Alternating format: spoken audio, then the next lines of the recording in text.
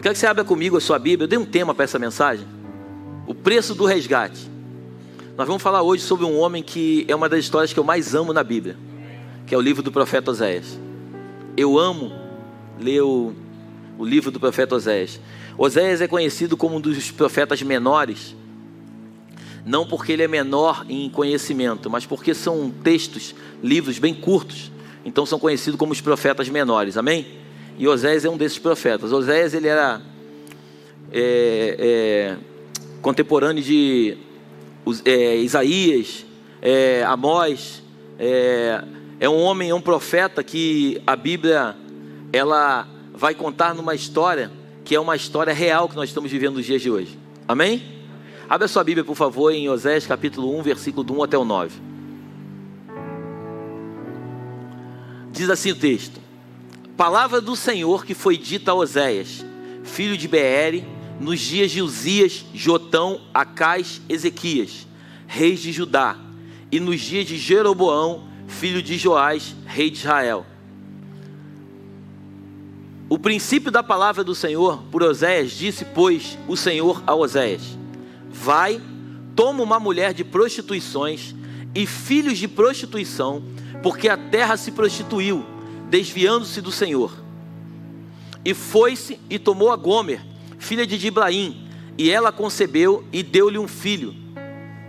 E disse-lhe o Senhor: põe-lhe o nome de Jezreel, porque daqui a pouco visitarei o sangue de Jezreel sobre a casa de Jeú, e farei cessar o reino da casa de Israel. E será naquele dia que quebrarei o arco de Israel no vale de Jezreel. E tornou ela a conceber, e deu à luz a uma filha. E ele disse: põe-lhe o nome de Lo-ruama, porque eu não me tornarei mais a compadecer da casa de Israel, mas tudo lhe tirarei. Mas da casa de Judá me compadecerei, e os salvarei pelo Senhor, seu Deus, pois não os salvarei pelo arco, nem pela espada, nem pela guerra, nem pelos cavalos, nem pelos cavaleiros. E depois de haver desmamado, a Lo-ruama concebeu e deu à luz a um filho. E ele disse: põe-lhe o nome de Lo-ami, porque vós não sois meu povo, nem eu serei o vosso. Feche seus olhos, coloque a mão sobre o seu coração, por favor. Pai, graças te damos nesta manhã. Exaltado e engrandecido seja o teu nome no nosso meio. Estamos todos aqui, meu Pai, como que crianças que estão sendo amamentadas, aguardando a sua mamãe nos dar um leite, para que nós possamos continuar caminhando e vivendo nesta terra tão louca que nós vivemos. Derrama sobre nós neste dia, meu Pai, um maná do céu. Fala conosco de uma forma clara, aonde o teu Espírito possa nos revelar mistérios, segredos, que muitas vezes lemos os textos e não conseguimos entender. A minha oração, Deus, é que tu leve as mentes cativas ao teu altar. Me esconda atrás da tua cruz, Pai, de modo que eu não venha atrapalhar aquilo que o Senhor vai fazer. Toma os meus lábios e fala com o teu povo aquilo que tu tens para dizer. Nós te adoramos em nome de Jesus. Amém e amém. Dê o melhor aplauso que você pode dar ao Senhor.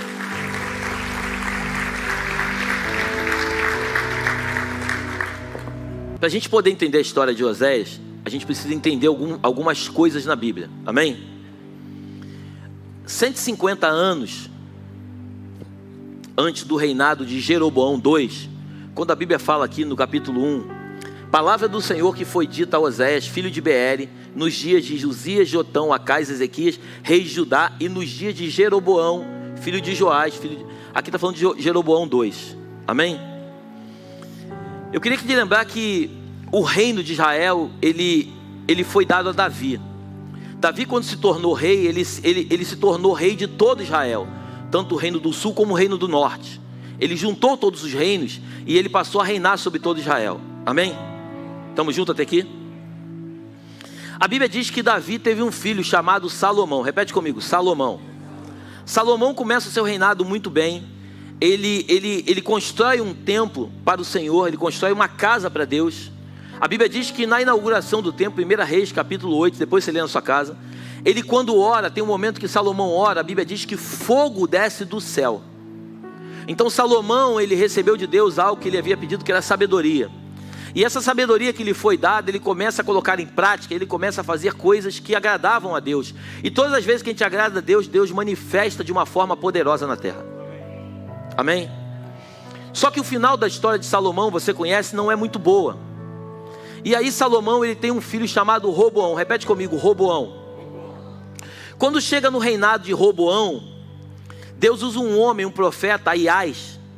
E esse homem, ele vem trazer uma revelação dizendo que naquele momento Deus estava dividindo o reino de Israel novamente.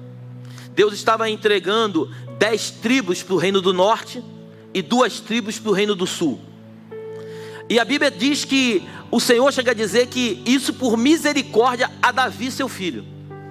Então tudo que eu tenho dito aqui nesta casa é o seguinte: aquilo que você faz que agrada a Deus, você pode até não acreditar no que eu estou dizendo, mas a tua Bíblia, igual a minha, nos revela isso.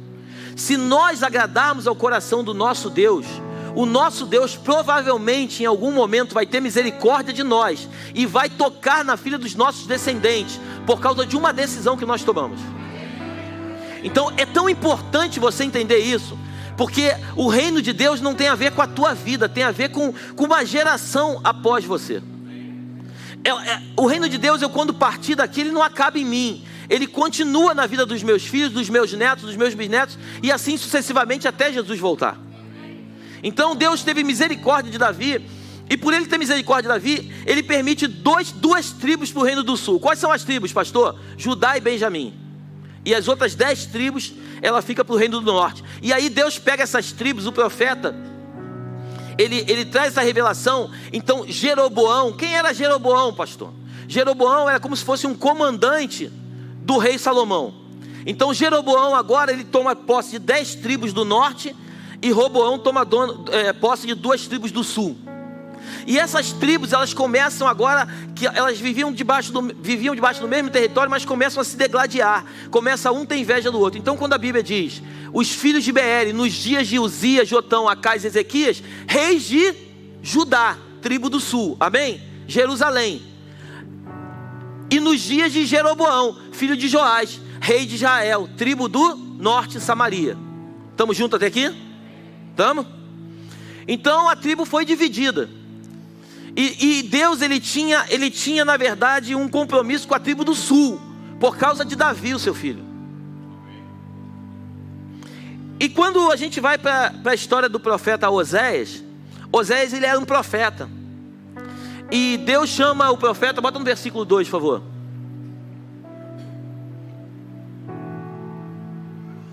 Um, 2.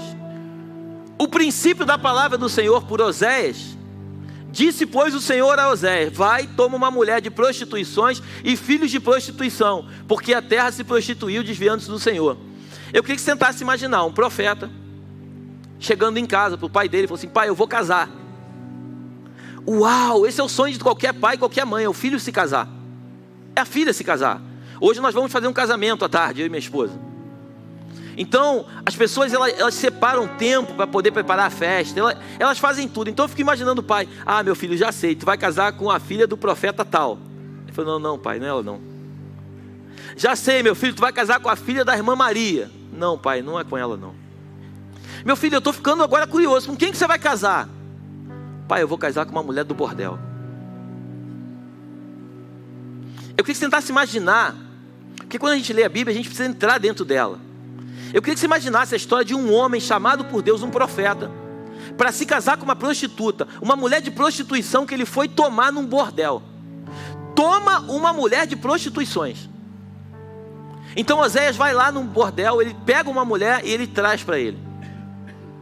Eu não quero ficar acompanhando versículo a versículo, porque o texto é grande.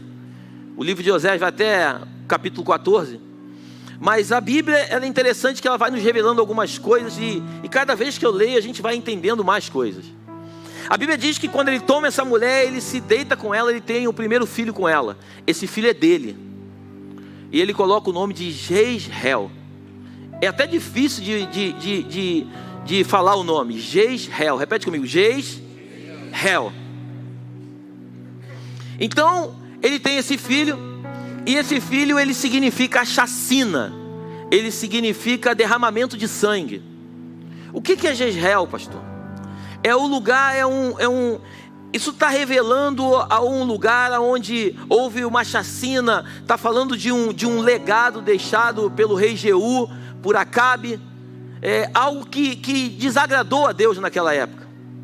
Então Deus manda ele colocar o nome no menino de Jezreel. Então eu fico imaginando ele andando com o menino. E aí, Oséias, é teu menino? Qual é o nome dele? Chacina. O quê? Chacina, derramamento de sangue. Oséias, ele estava fazendo algo que talvez estivesse contrário àquilo que ele gostaria, mas ele estava obedecendo a uma ordem de Deus. Eu preciso que você entenda nessa manhã. Vão ter alguns momentos em que Deus vai te chamar para ir contra aquilo que você gostaria, mas é necessário. Porque nem sempre aquilo que eu quero é aquilo que Deus quer. E o que vai prevalecer na minha vida é o que Deus quer, não o que eu quero. E se eu andar no caminho em que eu desejo, eu vou ter que dar conta daquilo que eu escolhi para a minha vida. Mas quando eu entrego a minha vida nas mãos do Senhor, Ele vai designar aonde eu vou chegar. Você está comigo aí? Aí o texto diz que ele tem uma outra filha. Só que se você ler com calma, coloca para mim o versículo 3 aí, o 4. Bota o 4. Disse-lhe o Senhor: põe-lhe o nome de Jezreel, porque daqui a pouco visitarei o sangue de Jezreel sobre a casa de Jeú e farei cessar o reino de Israel. 5. E será naquele dia que quebrarei o arco de Israel. 6. E tornou ela a conceber e deu à luz a um filho. Não diz agora mais que o filho é dele. Ela tornou a conceber. Depois a gente vai... Coloca para mim capítulo 2, versículo 1 aí, por favor, Leozinho. Dizei a vossos irmãos, a mim e a vossas irmãs Ruana. Continua. Contendei com a vossa mãe. Contendei, porque ela não é minha mulher, e eu não sou o seu marido.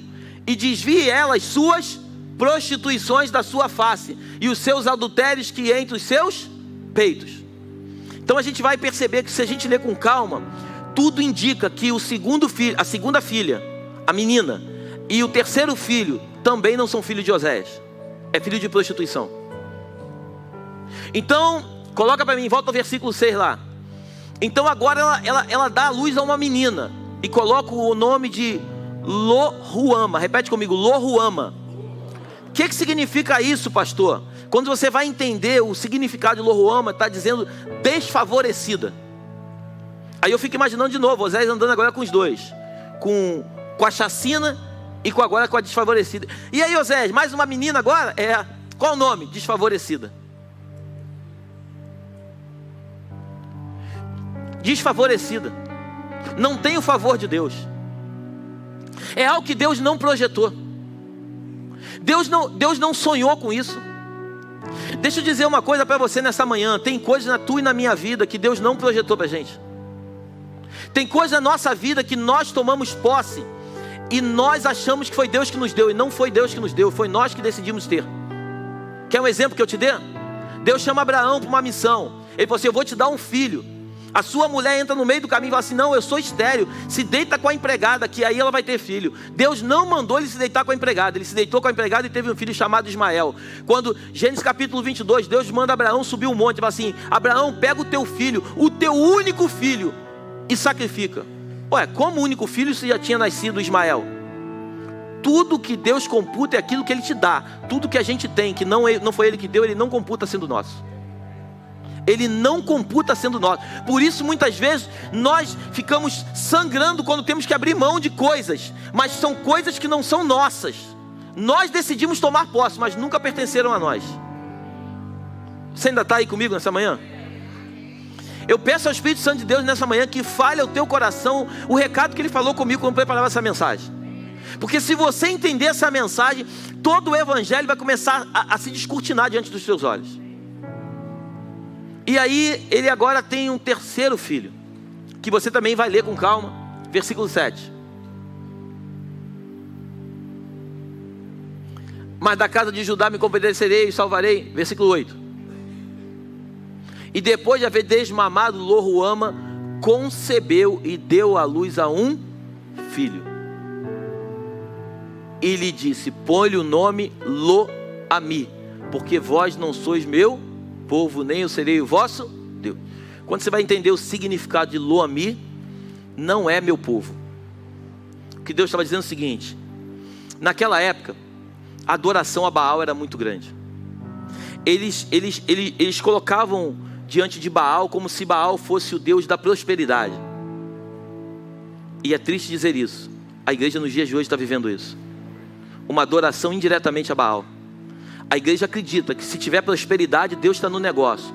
Mas se tiver deserto, Deus não está no negócio. Coloca para mim, Leozinho, Oséias capítulo 2, versículo 14. Olha o que o Senhor diz. Não é o pastor Léo, olha o que o Senhor diz. Portanto, eis que eu atrairei e os levarei para onde? Ué, por que a gente acredita que a prosperidade é de Deus e o deserto é do diabo? E lhe falarei porque Deus só fala o nosso coração quando a gente está no deserto. Quando a gente está na prosperidade, a gente não dá voz, não dá ouvidos para Deus. Quando as coisas estão acontecendo, a gente não tem tempo para Deus. Quer ver uma coisa que eu vou te dizer?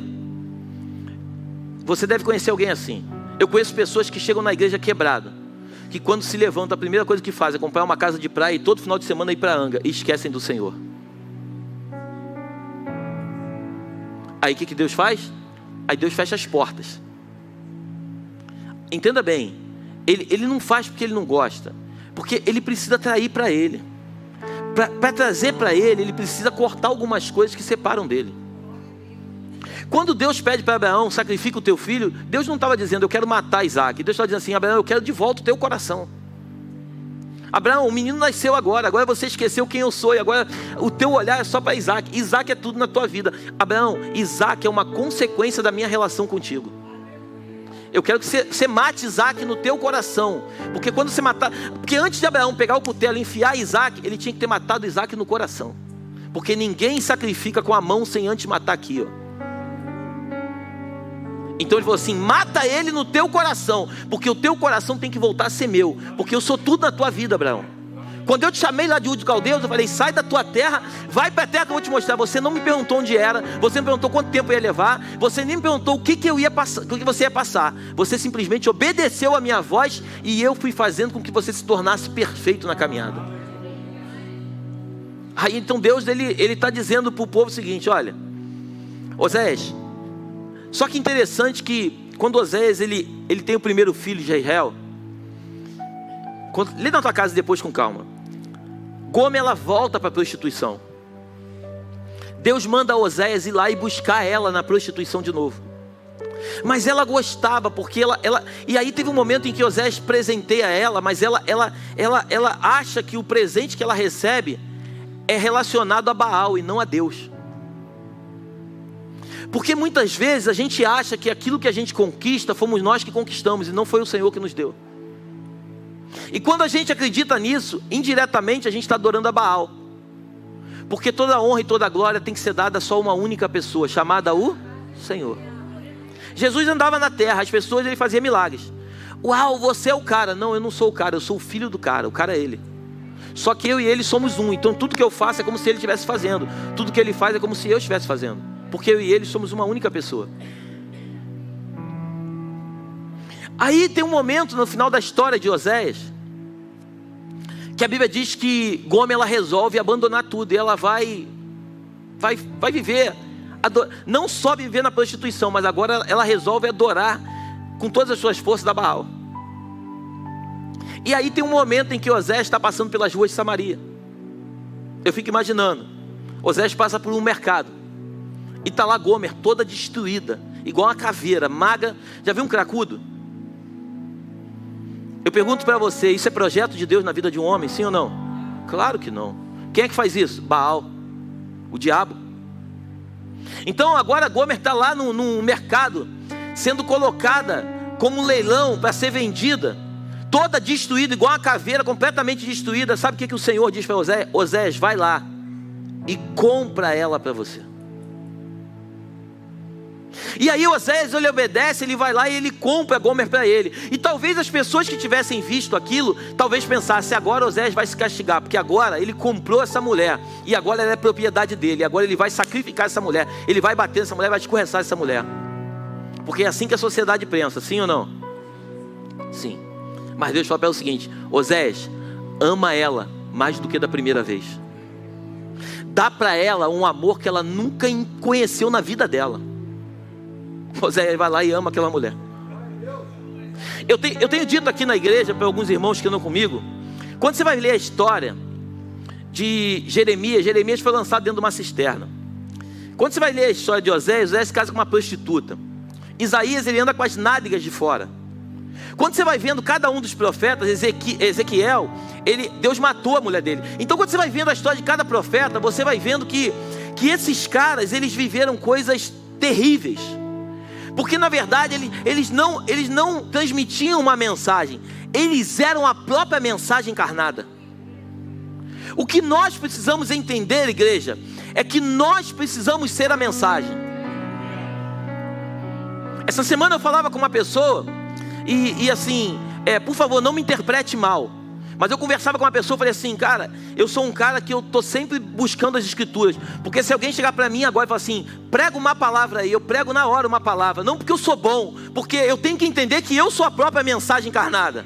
Eu não posso sentar para me preparar para uma mensagem, porque se eu me preparar para uma mensagem, eu não entendo o que é de fato uma mensagem. Eu preciso ser a mensagem encarnada na terra.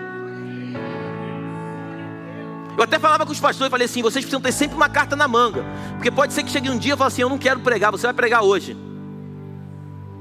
Pegar de surpresa. Por quê? Tem que ter uma mensagem, porque nós somos a mensagem encarnada. Se nós não conseguirmos transmitir aquilo que nós somos, jamais o povo entenderá aquilo quem ele é. Porque as pessoas olham para mim e para você não para escutar uma história da Bíblia, mas as pessoas olham para mim e para você entendendo que nós somos a própria Bíblia encarnada. Então Oséias, ele era essa mensagem encarnada. Ele estava mostrando para o povo o seguinte: ei, eu sou um profeta e você, povo, é uma prostituta. Gomer, você é uma prostituta. Eu estou me relacionando contigo para mostrar a relação do povo com Deus. O que Oséias estava transmitindo naquela época era dizendo para o povo que o povo, ao invés de adorar ao Deus Todo-Poderoso, que era representado por Oséias, quando você vai ler o significado de Oséias, significa salvação. Quem é a salvação? Jesus Cristo. Então Oséias representa a salvação. O que Oséias estava dizendo é o seguinte: ei, eu sou a mensagem encarnada. Eu estou aqui representando o Senhor, e eu vim mostrar para vocês que a relação de vocês tem que ser comigo e não com Baal. Você ainda está aí comigo? E aí o texto, quando a gente vai entrando um pouco mais, a gente vai perceber que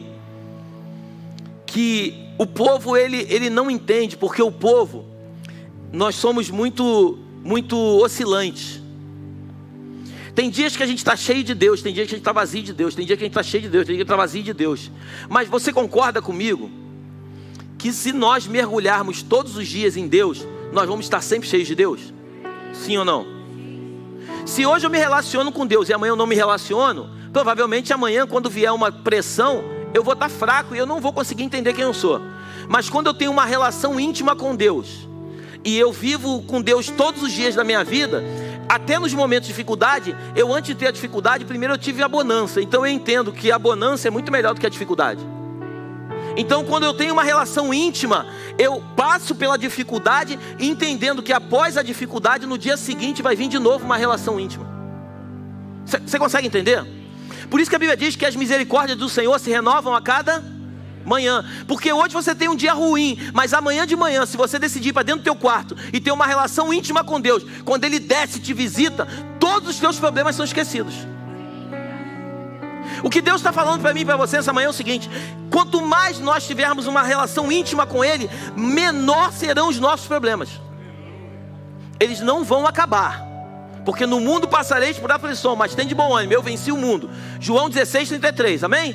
Então o problema não vai acabar, mas o nível e o tamanho do problema é de acordo com o tamanho do teu Deus.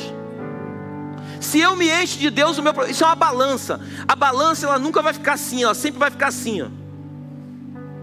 Se eu estou cheio de Deus, eu estou com pouco problema. Se eu estou com pouco Deus, eu estou cheio de problema. Na verdade, o tamanho do problema é o mesmo, mas o tamanho do meu Deus é que vai determinar onde está o nível da balança do lado de cá.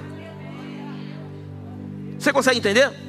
Se eu pego um pezinho pequenininho e boto aqui, e do lado de cá eu não coloco nada, isso aqui vai acontecer o seguinte: ele vai descer. Quando eu digo descer, em outras palavras, ele é como se estivesse gigante. Estão me entendendo, né? Amém?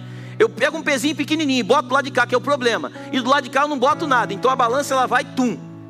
Só que quando ela desce, na verdade, ela está dizendo que os problemas são muito grandes, porque a balança está pesando para o lado do problema. Agora, quando eu pego esse mesmo pezinho desse tamanho e eu boto um peso 3 vezes, 4 vezes maior do que ele do lado de cá, a balança ela faz assim. Eu não estou mostrando que os meus problemas crescem, eu estou mostrando que eles diminuem. Eles sobem para o céu, aonde o meu Senhor vai resolver os meus problemas. Você está comigo aí?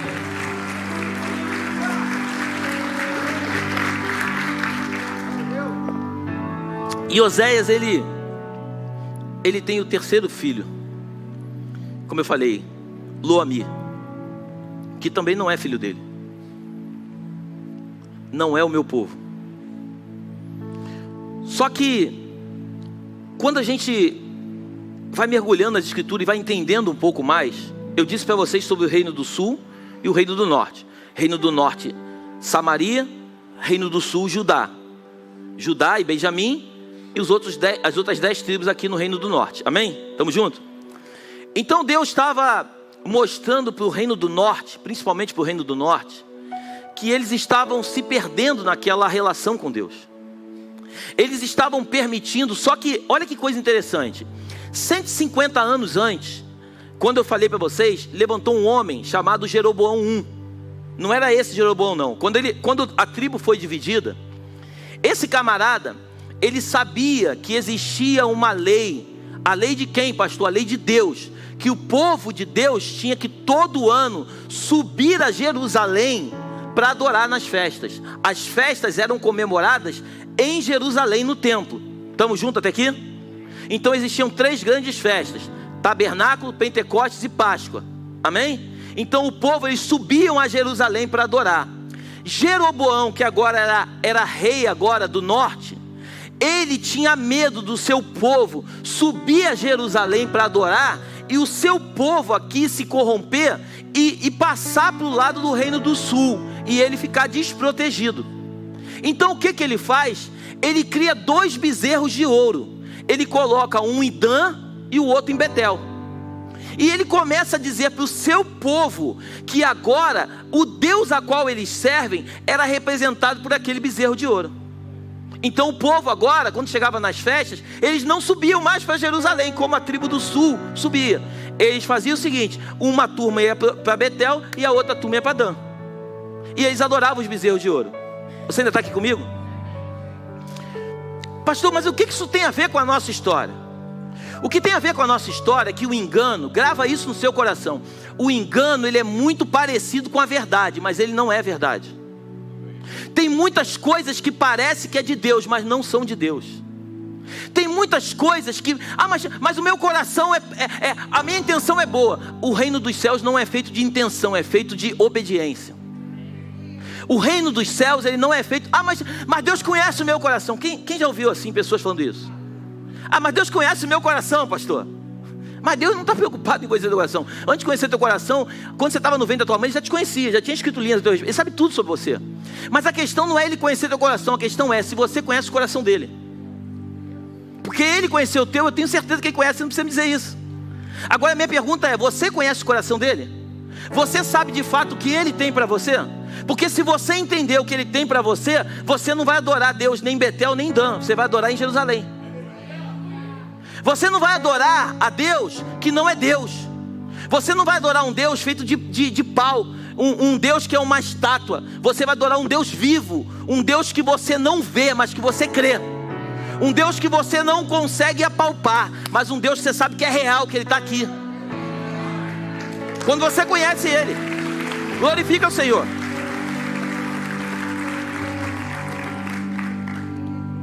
Eu sinto o Senhor nesse lugar.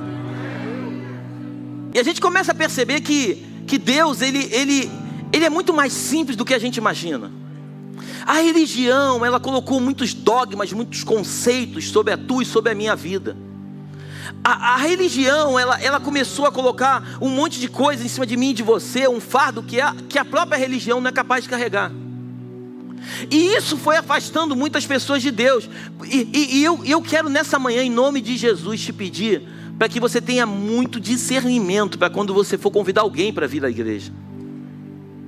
Porque você precisa mostrar para ela que você não é diferente dela, mas você é igual a ela.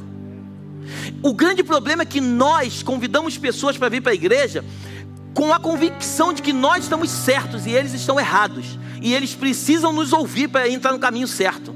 E ninguém convence ninguém, diz a tua Bíblia igual a minha, se não for através do Espírito Santo. Então, quando a gente tem o Espírito Santo e que o Espírito Santo convence a pessoa do pecado, da justiça, do juízo, essa pessoa naturalmente ela se converte a Deus e ela entrega a sua vida ao Senhor. Igreja do Senhor Jesus, os dias estão passando tão rápido. Nós já estamos no final de 2023. Nós fizemos a nossa festa de virada de ano alguns meses atrás. Nós já estamos chegando no final do ano. Os dias estão passando muito rápido, mas o que vai determinar o valor do teu Deus para a tua vida não é aquilo que você faz, mas é aquilo que Ele representa para você.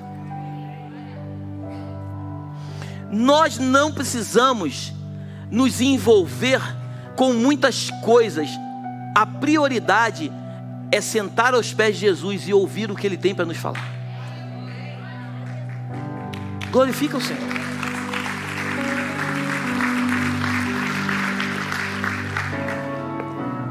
Oséias, ele era a própria representação. Ele era a salvação. Ele se casa com uma prostituta porque Deus mandou ele se casar. Oséias enfrentou preconceito. Oséias enfrentou bullying. Oséias enfrentou todo tipo de desprezo, provavelmente da sua família e dos seus. Oséias, a Bíblia não diz, mas Oséias deve ter vivido uma vida horrível. Quando Oséias andava na rua, o pessoal ia falar: lá o chifrudo. A verdade é essa, porque o povo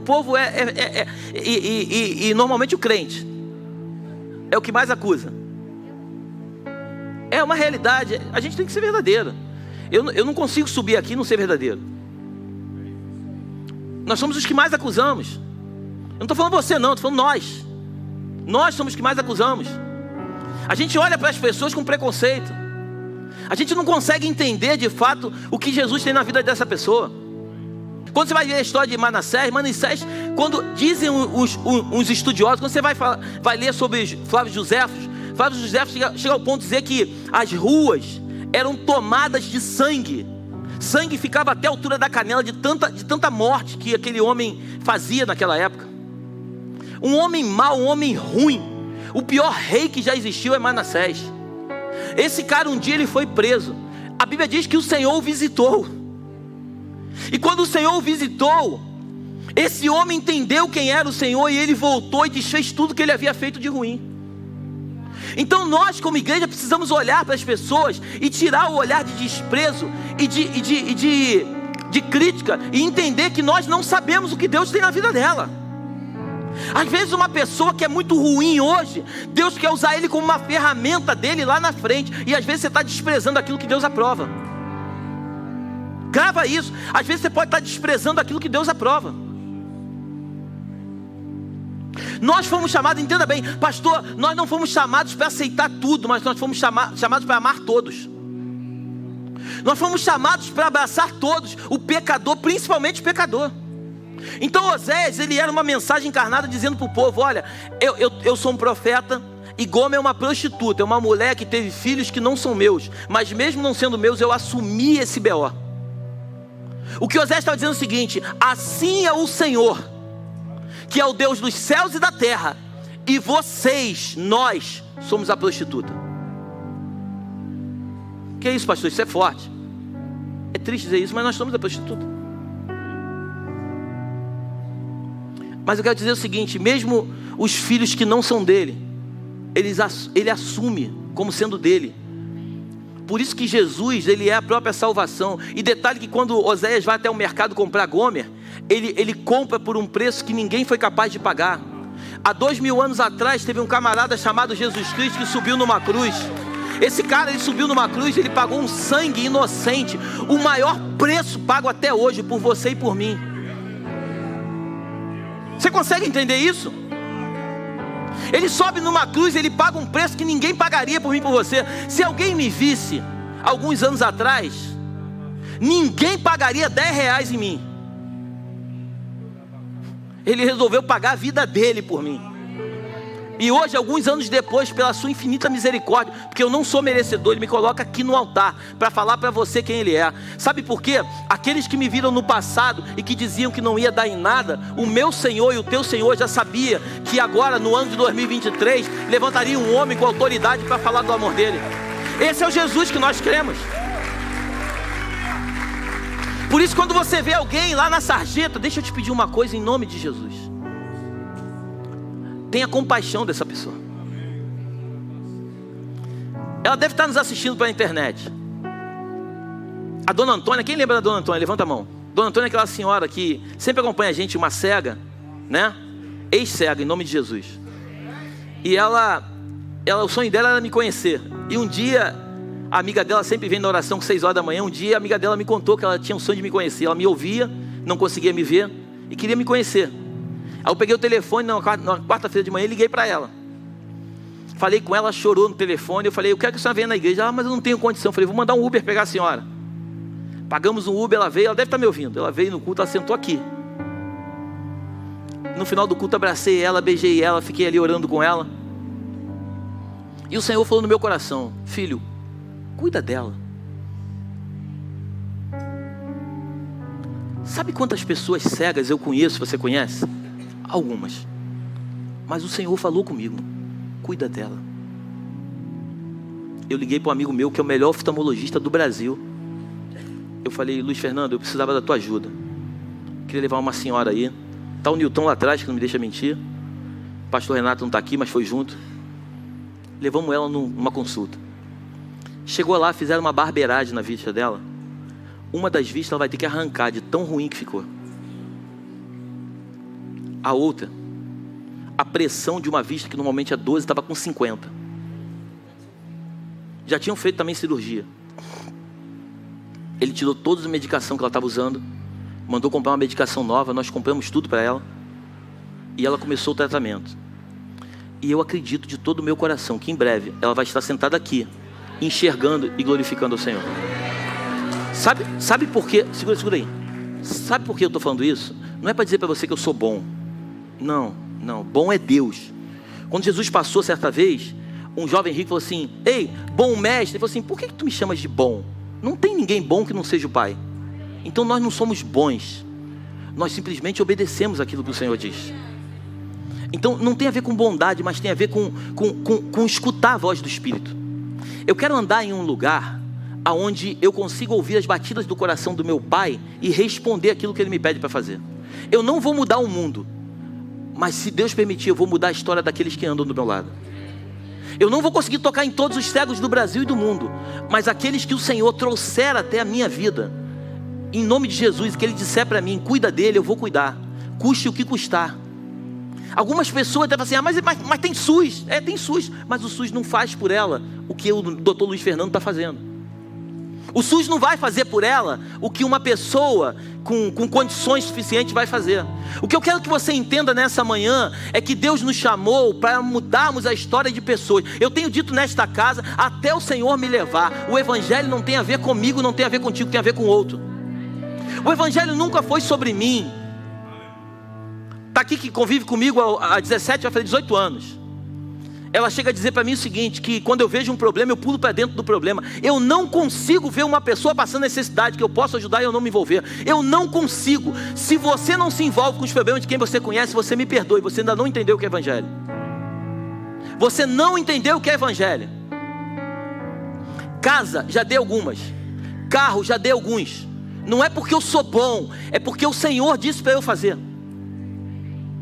Mas pastor, quando você dá não fica sem? Não, é engano seu. Quanto eu dou, mais eu tenho. Porque é uma fonte inesgotável. Quanto mais você dá, mais você tem. Porque aquele que semeia pouco, pouco ceifa. O que semeia com abundância, com fartura colhe.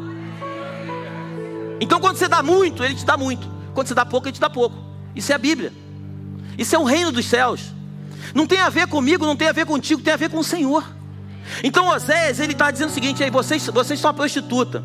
E o Senhor ele é o Oséias desses dias. Ele é aquele que quer se relacionar com vocês. Vocês não podem se relacionar com Baal. Pastor, eu acredito em Deus, mas eu acredito também ali numa irmãzinha que lê a mão. Deus não se relaciona com essas pessoas. Elas acham que conhecem ele, mas ele não conhece ela. Ou melhor, ele conhece ela, mas elas não conhecem ele. Ele conhece todos, todos são filhos dele. Mas nem todos que são filhos entendem quem ele é pai. Uma coisa é eu amar o meu filho, a outra coisa é o meu filho se dedicar ao pai que ele tem. Eu vou sempre fazer tudo pelo meu filho, mas a pergunta é, os meus filhos vão querer decidir andar no lugar onde eu tenho para eles? Ou eles vão andar no lugar que eles acham que é bom para eles? A escolha sempre vai ser nossa. Por isso, quando você vai para Deuteronômio capítulo 30, versículo 15, se não me falha a memória, está na Bíblia. Eis que põe diante de vós a bênção e a vida, a maldição e a morte. Escolha o caminho.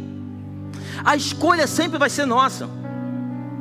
A escolha sempre vai ser nossa. Oséias, ele é um texto antigo, como toda a Bíblia é, mas ele é mais real do que nunca. Oséias, ele é um profeta que ele quebrou todo o protocolo com a sua família, com a sua comunidade de fé. Ele se relaciona. Eu queria que tentasse imaginar hoje um pastor entrando aqui com uma prostituta, uma mulher com uma sainha aqui. Como é que a igreja ia olhar para ela? Não mente. Como que a igreja ia olhar para ela? Uma sainha aqui, todo mundo fala, ih, olha que mulher ridícula vindo para a igreja desse jeito. É porque você não sabe quem ela é. Porque se você soubesse, você ia amar ela e ia mostrar para ela que aquela sainha ela não deve usar, não faz parte da sua história. Mas nós, ao invés de abraçarmos aquela que chega aqui com a sainha, abraçar de uma outra forma, tá? Ao invés de abraçarmos aquela que chega com a sainha aqui curta, a primeira coisa que a gente faz é comentar com quem está do nosso lado como ela se vê. Esses dias eu estava ouvindo no Instagram uma mensagem, tudo anda de calça apertada, tudo não sei o que, tudo não sei o que. As irmãs vão para a praia e usam biquíni. Eu falei, quer ir para a praia de quê? De calça? A Bíblia diz que foi Deus que fez a praia. Quer ir para a praia de quê? De calça? De bermuda? De camisa de manga comprida? Isso é loucura. Isso é loucura. É lógico que você não vai para a praia para ficar se exibindo. Mas quem vai para a praia, vai para curtir a praia. Não vai para ir para a praia para ficar se botando todo travado. Para que vai para a praia? Fica em casa. Liga o ar-condicionado, fica em casa. Então o nível de religiosidade que o nosso país chegou, o nível de loucura que o nosso evangelho chegou, não é a minha roupa que vai definir quem eu sou, não é a forma como eu falo. Eu conheço pessoas, você deve conhecer. Eu tenho um amigo, um pastor lá em Goiás chamado Felipe Vilela. Você conversa com ele, ele faz rap.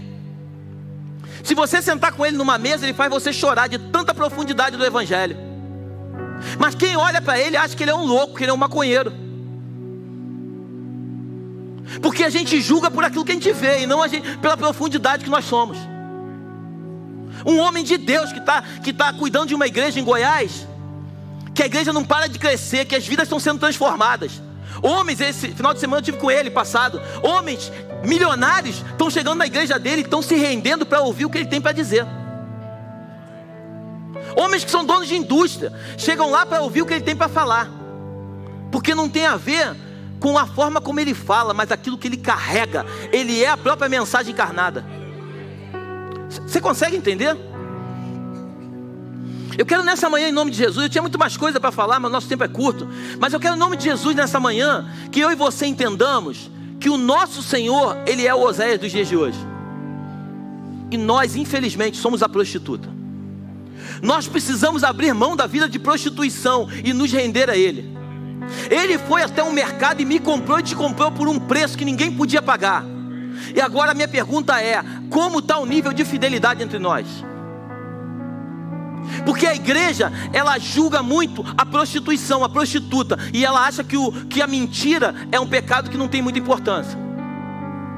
A igreja, ela coloca um peso muito grande em cima de alguns pecados, mas tem outros que ela deixa passar despercebido.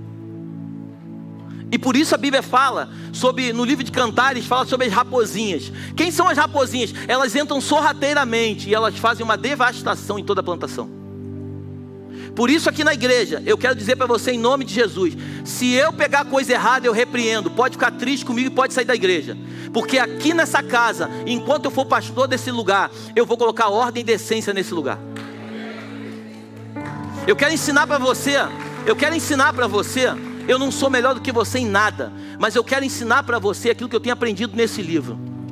A nossa relação tem que ser uma relação de verdade. Se eu tenho alguma coisa contra o meu irmão, Mateus capítulo 18, versículo 15, coloca para mim. Coloca para mim. Olha, se o teu irmão pecar contra ti, vai e repreende-o entre ti e ele. Entre ti e ele. Repete todo mundo, entre ti e ele. Só. Se te ouvir, ganhaste o teu irmão. Agora bota o outro versículo 16. Mas se não te ouvir, leva ainda contigo 1 ou 2, para que pela boca de 2 ou 3 testemunhas, toda palavra seja confirmada. Mas tem o 17 também. E se não escutar, dize-o à igreja. E se também não escutar a igreja, considera-o como um gentio publicano. Então quando o irmão pecar contra você, não diz para o outro irmão que você está triste com aquele, não. Isso não é bíblico. Pega o teu irmão que você está triste e fala assim: irmão, deixa eu te fazer uma pergunta. O que está acontecendo entre nós dois? Essa semana eu fiz um gabinete. Um menino que eu amo de paixão, e pediu para sair da igreja. E eu vou falar o quê? Eu falei para ele assim: tu tem uma palavra? Eu perguntei para ele: tu tem uma palavra de Deus para tu sair? Aí ele: como assim uma palavra? Eu falei: tu não sabe o que é uma palavra?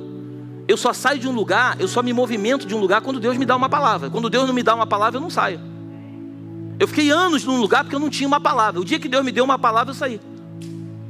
A gente só se movimenta. O problema da igreja é que a igreja é muito menina. Então a igreja ficou aborrecida com o pastor, ficou aborrecida com o diácono, ficou aborrecida com o irmão. Aí ela sai da igreja. Isso é coisa de menino. Menino age assim. Adulto não age assim. Adulto só sai da igreja quando tem uma palavra. Se o pastor, eu digo para você e vou sempre dizer: se você pegar o pastor, os pastores em pecado, o de pastor, eu e a Márcia, pegar em pecado, não fique mais um dia nessa casa. Saia desse lugar. Saia desse lugar. Pega a tua família correndo e vai embora. Apesar de eu ser um ser humano que erra igual você, mas se você me ver cometendo pecados, traindo minha mulher, roubando alguém, saia desse lugar. Agora, enquanto você não pegar isso, não fique permitindo seus ouvidos ser de menino. Cresça, amadureça em Deus. Seja maduro no Senhor. Se você tiver uma palavra, você sai. Se você não tem uma palavra, você permanece. E aí depois da história eu fui entender que a tristeza dele, na verdade, ele não disse diretamente, mas a tristeza é porque ele estava triste com uma situação de um relacionamento. Aí eu falei: então por que você não vai lá e resolve? Você pode até ir, mas vai lá e resolve, porque isso é bíblico. Vai lá e resolve com o teu irmão. Não, mas eu não tenho nada contra ele. Você não tem nada contra ele, por que comentou? Você consegue entender o nível que o diabo, que Satanás leva à igreja? E isso, você pode até achar: mas pastor, que isso tem a ver com a mensagem? Tem tudo a ver, isso é Baal. Isso é Baal. Tudo que foge de Deus tem um outro nome, é o inimigo. O nosso inimigo, ele faz de tudo para nos despistar, para nos tirar da rota. Você ainda está aí comigo? Eu não quero brigar com você, mas eu preciso te falar o que está no meu coração. Eu preciso te falar, isso não tinha nada a ver com a minha mensagem. Eu não sei nem por que eu estou falando isso, mas o Senhor sabe. Se você tem algum problema, você resolve. Eu falo entre nós pastores, a nossa relação é de verdade. Tem momentos que eu não gosto de algumas atitudes deles, tem momentos que eles não gostam de atitudes minhas, mas entre nós a verdade. Um fala na cara do outro o que sente, o que pensa. Porque se nós não vivermos neste lugar no Espírito, nós estamos brincando e estamos postergando uma quebra de relacionamento. Se eu não for verdadeiro com a pessoa que vive do meu lado, é questão de tempo, essa relação vai acabar. A gente só tá dando linha. Quem soltava pipa aqui sabe o que eu estou falando. A gente só está dando linha até o momento de chegar alguém, entrar na mão e cortar. Nós precisamos, como igreja, entender que essa mensagem de Oséias continua falando nos dias de hoje. O nosso Deus é o nosso Oséias, Ele é a nossa salvação. Nós não podemos nos relacionar com nada que seja diferente dEle. Pastor, então como é que eu vivo? Você vive conforme esse livro diz para você viver. Eu tenho dito nessa casa, essa palavra, não pastor, eu acho. Aqui não tem eu acho, aqui tem o que a Bíblia diz. Quer ver uma coisa que nós nunca vamos ter problema? Se você falar essa linguagem e eu falar essa linguagem, a gente nunca vai ter problema. Mas se alguém aqui falar uma linguagem diferente dessa, eu estou te adiantando, a gente vai ter problema. A gente vai ter problema. E esse problema é agora ou daqui a pouco, a gente vai ter problema. Então, aprenda a andar nesse lugar. Isso é um lugar no Espírito. Pastor, e como se anda nesse lugar? Somente de uma forma, buscando ao Criador. Eu só conheço o coração de Deus quando me relaciono com Ele. Jesus andava pelo povo, fazia prodígios, milagres e maravilhas. Mas a hora que Ele ia para a mesa, Ele chamava os discípulos e falava assim: senta aqui comigo, eu quero tocar no coração de vocês. Quando você vai ver a história de Paulo, é interessante isso. Quando Paulo escreve a epístola a Timóteo, eu não me lembro agora o capítulo, o versículo, mas ele diz para Timóteo o seguinte: ele pega Timóteo, ele toca nas partes íntimas de Timóteo, e ele circuncida Timóteo. Timóteo já era um rapaz. Ele circuncida o pênis de Timóteo. Entenda uma coisa, um pai espiritual, ele não castra um filho, ele circuncida para que ele possa gerar outros filhos. Esse nível de intimidade, eu só consigo ver a intimidade dos meus pastores se eles aprenderem a confiar em mim. Eu só vejo a intimidade deles se eles acreditarem naquilo que eu carrego. Você precisa ser íntimo de Deus. O Senhor precisa ver a tua intimidade para que Ele possa tocar em você, na tua parte íntima, para que você possa gerar. Pastor, então como assim? A primeira coisa que nós precisamos fazer, capítulo 5 do livro de Tiago, versículo 16: confessai os vossos pecados uns para os outros, pois a oração de um justo tudo pode nos seus. Existe uma coisa que é eu orar a Deus e pedir perdão a Deus. Agora existe uma outra coisa que nós precisamos aprender: é confessar os nossos pecados para as pessoas na terra. E eu não estou dizendo para você confessar para o teu amigo de banco. Eu estou dizendo para você confessar para aquele que você acredita, que vai guardar segredo e que não vai contar aquilo que você está falando. Quando você abre mão dizendo para Deus, fala assim: Deus, tu sabes que eu sou um pecador, que eu sou um prostituto, que eu sou como essa mulher, que eu vou para a igreja, eu adoro, mas daqui a pouco eu estou entrando na internet e estou vendo pornografia. Tu sabes disso, Deus. Ele sabe, mas Ele quer ouvir de você.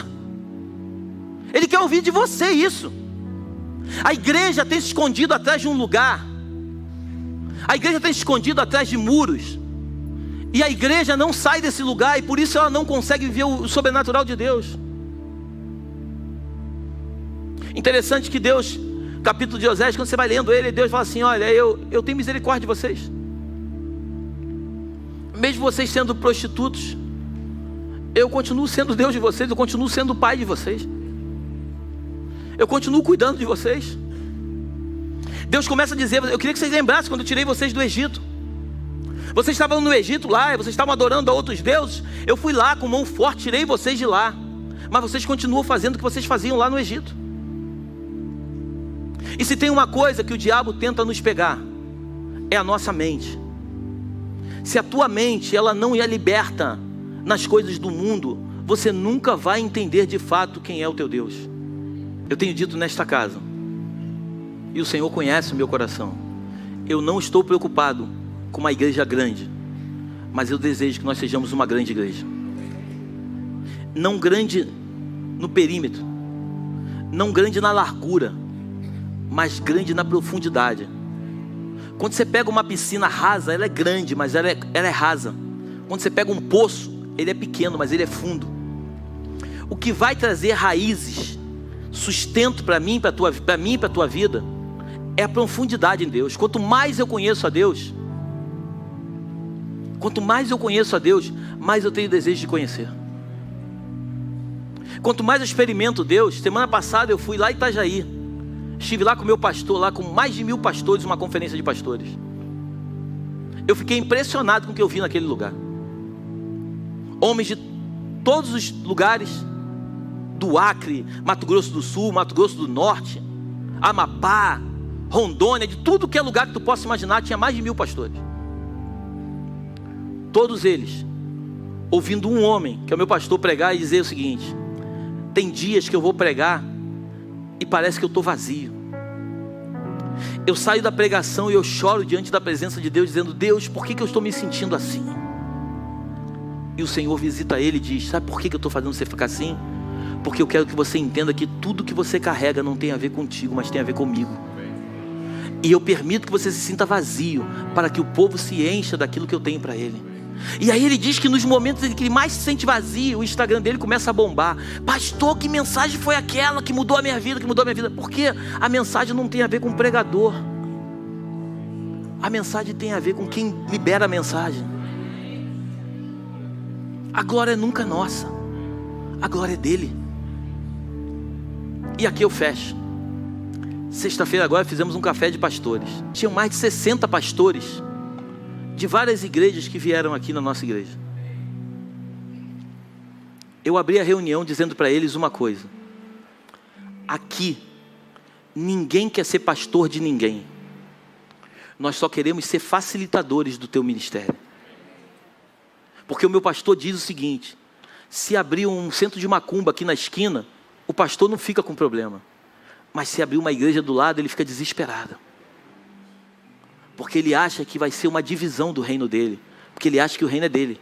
O reino não é dele, o reino é dele. Nós estamos aqui para administrar aquilo que é dele. Por isso fala da parábola do administrador. Nós fomos chamados para administrar. E nessa reunião de pastores, a gente viu ali homens ali com 30 anos de ministério. No final, quando acabou, ele me chamou e falou assim: eu quero dizer uma coisa para você. Eu nunca chorei numa reunião de pastores. Eu nunca chorei numa reunião de pastores. E você me fez chorar. Eu falei: não, mas não fui eu que fiz o senhor chorar.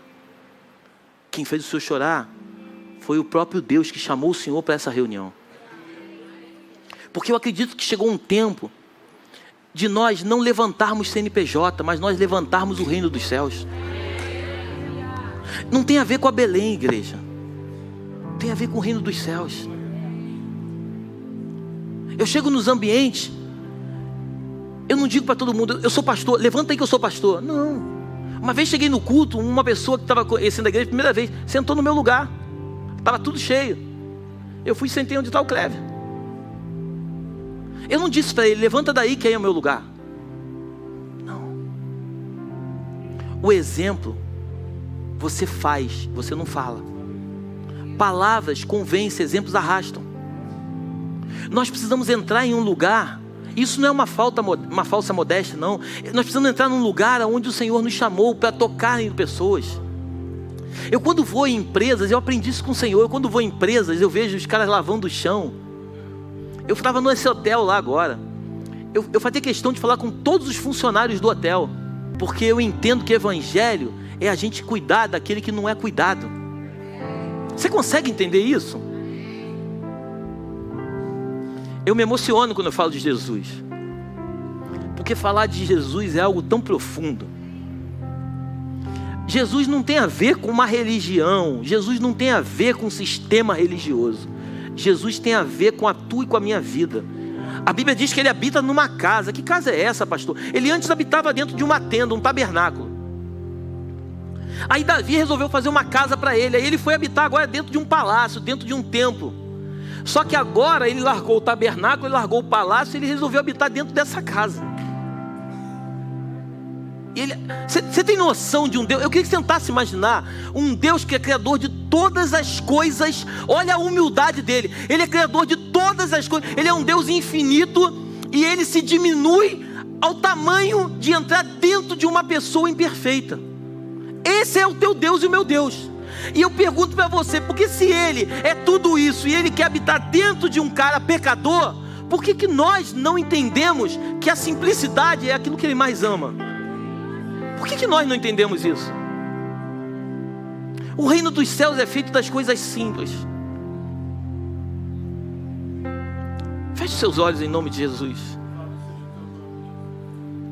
Ah, meu Deus, como eu te amo, Jesus. Quando eu falo de você, Jesus, meu coração treme, o meu corpo parece que vai sair alguma coisa de dentro de mim, Jesus. Meu coração chega a doer de tanto amor, Jesus. Nos ajuda a entrar nesse lugar, Jesus. Nós não queremos, Jesus, andar em lugares onde o Senhor não anda. Nós não queremos fazer coisas que o Senhor não faz. Nos ajuda, Jesus, a entrar em um lugar contigo, para que possamos ser guiados pelo Teu Espírito. Fala conosco, Jesus, e nos ensina, Jesus. A religião criou tantos dogmas, tantos conceitos na nossa mente, que às vezes é difícil até de quebrar, Senhor. Traz nesses dias, Jesus, para nós um relacionamento íntimo, Jesus. Um relacionamento de pai e filho. Nunca foi senhor e servo, sempre foi pai e filho andando juntos. O Antigo Testamento fala do pai, o Novo Testamento fala do filho. Sempre foi pai e filho trabalhando juntos em unidade, Jesus. Nos ajuda a entrar nesse lugar em Ti. Nos ajuda a conhecer um pouco mais aquilo que o Senhor tem para nós. Não nos deixa, Jesus. Não nos deixa, Jesus, entrar em um lugar onde o Senhor não está. Se tiver que paralisar alguma coisa, meu Pai, algum crescimento, paralisa, Pai, mas não nos deixa perder o Senhor de vista. Nos ajuda, Jesus, a desfrutar de coisas que o Senhor tem. Assim como João, Jesus. Eram 12 discípulos, mas só João foi para a cruz contigo, Jesus. Nos deixa ser os Joãos dessa geração, Jesus. Nos deixa ser aqueles que de fato estão preparados para viver a abundância, mas também viver a escassez, Jesus. Nos ajuda a escutar as batidas do Teu coração. Nos ajuda a participar da Tua ceia. Derrama sobre nós uma graça, Deus. Derrama sobre nós um favor. Oséias era um profeta, Deus, um profeta que quebrou todo o protocolo para se casar com uma prostituta. Teve filhos de prostituição, assumiu filhos que não eram dele. Mas Oséias cumpriu o Teu chamado, Deus.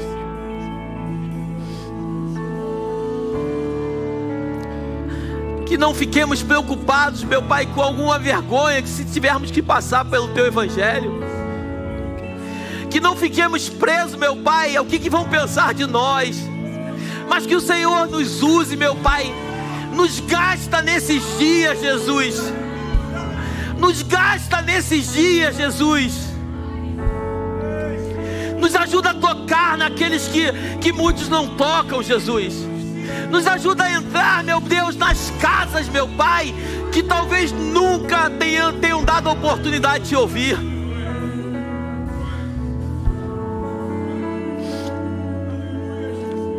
Pessoas nessa Barra da Tijuca, Jesus. Pessoas que moram em palácios, Jesus, mas que são pobres, Jesus. Nos ajuda a entrar nessas casas. Tem tudo, mas não tem nada, Jesus. Rasga os céus diante da Belém, meu Pai, e da igreja do Brasil e do mundo, Pai. Fala conosco nesses dias, Jesus. Nós só precisamos do Senhor, nada além do Senhor.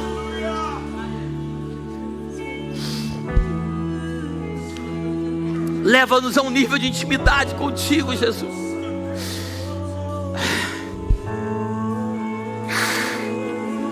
Leva-nos a um nível de intimidade contigo, Jesus.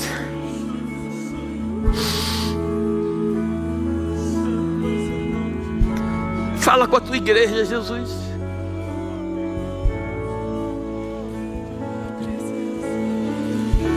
Nós somos a resposta para essa geração, Jesus.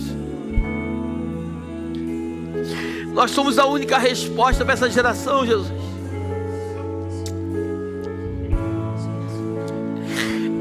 Eles estão decidindo, Jesus, se aborta ou se não aborta. Eles não têm amor pela vida, Jesus. Mas a tua igreja é a resposta para essa geração, Jesus. Que possamos orar, Jesus. Que possamos orar, Jesus.